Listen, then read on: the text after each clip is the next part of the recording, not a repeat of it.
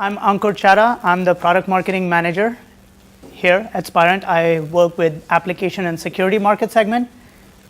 Whenever I used to, in my previous life before the product marketing team, with professional services, I used to go in to our customers and I would do the testing for them. So one of the first questions I was always asked was, how can you prove that what you're putting on the wire is correct? Because anytime you do any testing, it's always the tester, right? The problem is the tester. So I had to work a lot to prove that, yes, we are doing the right thing. And at times, proving it by connecting our testing devices to real servers and downloading pages, or at times, having our emulated servers serve actual clients. So those are the techniques to prove that, okay, it's the real thing on the wire, because otherwise, how do you know that it's correct? Same thing also expands to another space, and that is, what kind of traffic are you testing with?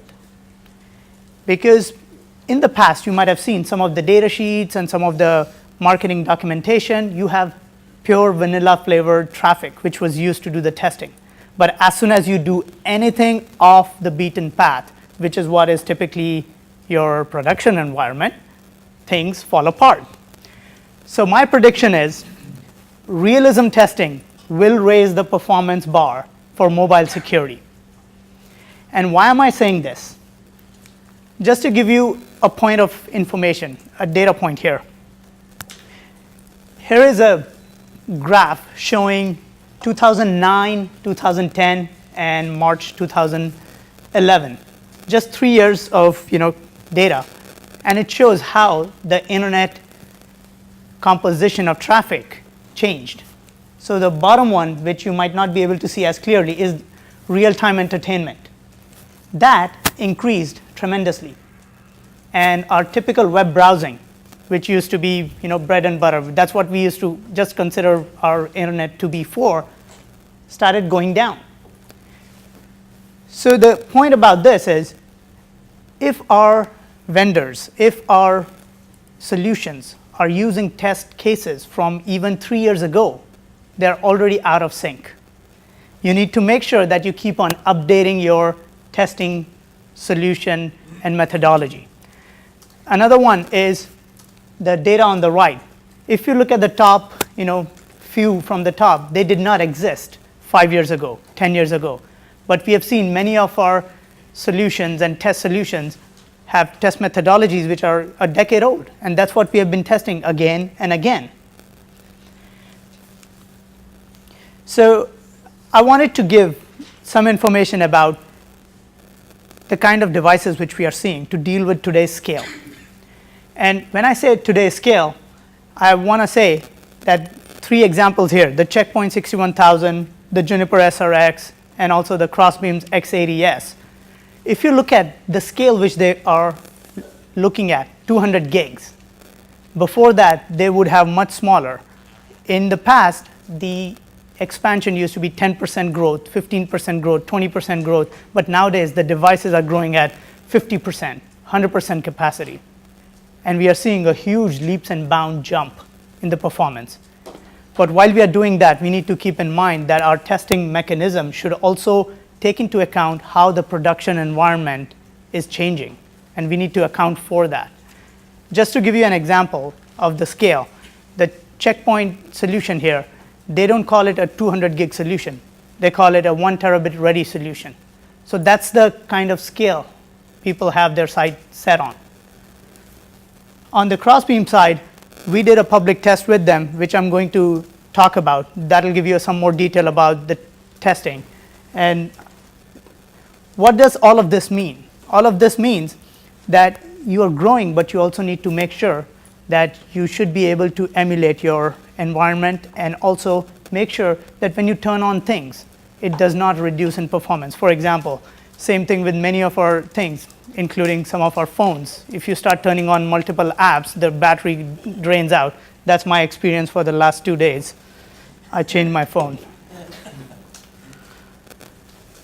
So to address the concerns of testing, many people are lost. Okay, what should I be doing for testing?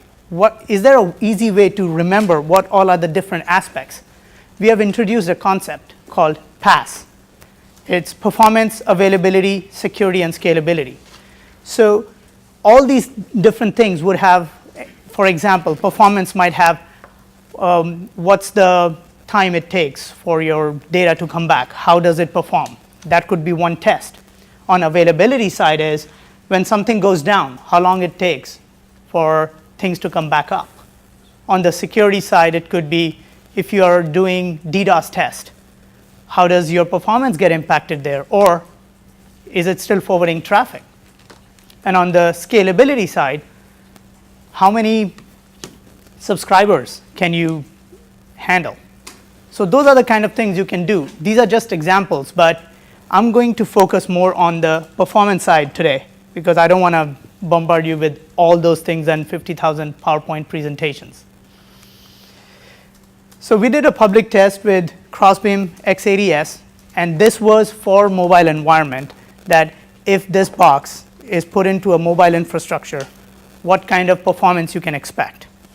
And one of the things which we were focusing here on was to make it more realistic production environment, meaning it's not like a security device which has only forwarding on, but it's not doing any security thing, but the performance numbers look good.